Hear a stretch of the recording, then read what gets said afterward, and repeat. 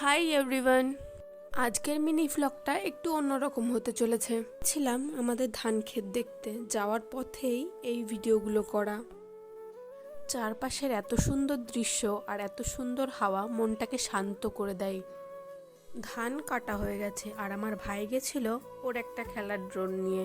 মাঠে এত হাওয়া যে ও ওড়াতেই পারছিল না ঠিক করে। অনেক চেষ্টার পর অবশেষে ড্রোনটা একটু উড়েছিল।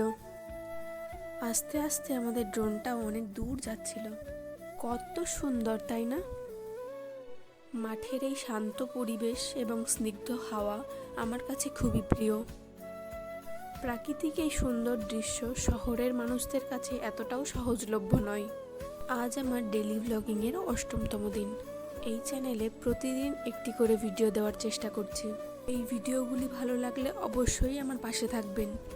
কমেন্টে অবশ্যই জানাবেন কেমন লাগলো। আজ আসি।